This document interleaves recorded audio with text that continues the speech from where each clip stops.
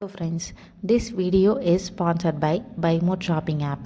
நம்ம இப்போ யாரை பற்றி பார்க்க போகிறோம்னா கவியரசு கண்ணதாசன் அவர்களை பற்றி தான் பார்க்க போகிறோம். இவர் ஜூன் மாதம் 24ஆம் தேதி 1927ஆம் ஆண்டு பிறந்தார்.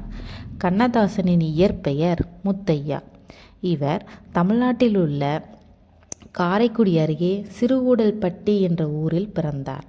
இந்து மதத்தில் நாட்டுக்கோட்டை நகரத்தார் மரபில் சாத்தப்ப செட்டியார், விசாலாட்சி ஆட்சி ஆகியோருக்கு 8வது மகனாக பிறந்தார். இவருடன் உடன் பிறந்தவர் 10 பேர். சிறு வயதில் இவரை சிகப்பு ஆட்சி என்பர். 7000 ரூபாய்க்கு தத்தெடுத்து கொண்டார்.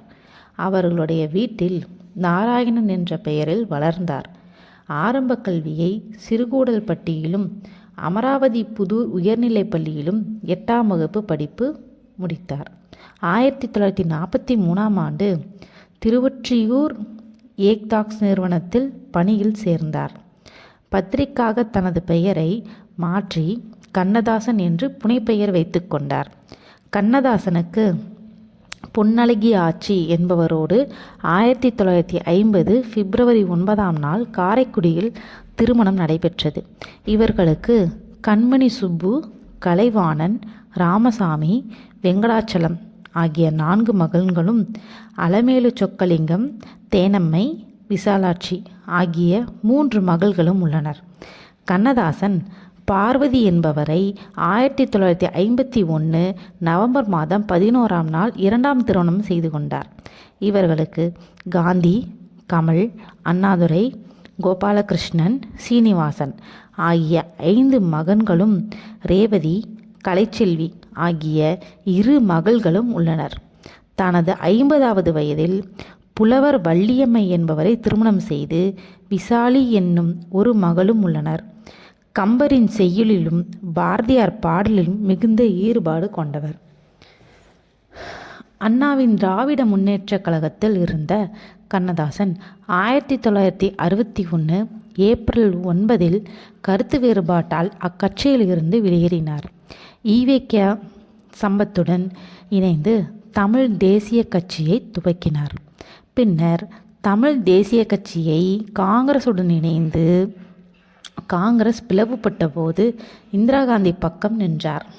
அதுதான் இன்றைய காங்கிரஸ் கட்சி.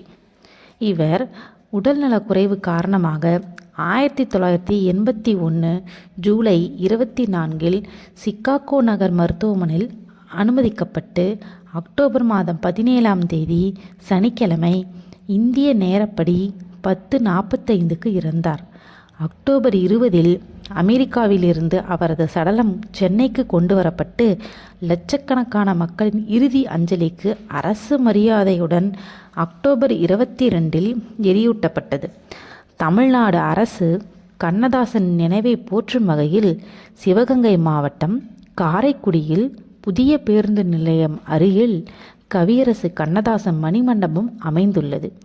84 லட்சம் ரூபாய் மதிப்பீட்டில் கட்டப்பட்ட மணிமண்டபம் 1981 அப்போதைய முதல்வர் எம்ஜிஆர் அவர்களால் அறிவிக்கப்பட்டு 1990 முதல்வர் கலைஞர் கருணாநிதி அவர்களால் அடிக்கல் நாட்டப்பட்டு 1992 முதல்வர் செல்வி ஜெயலலிதா அவர்களால் திறந்து வைக்கப்பட்டது.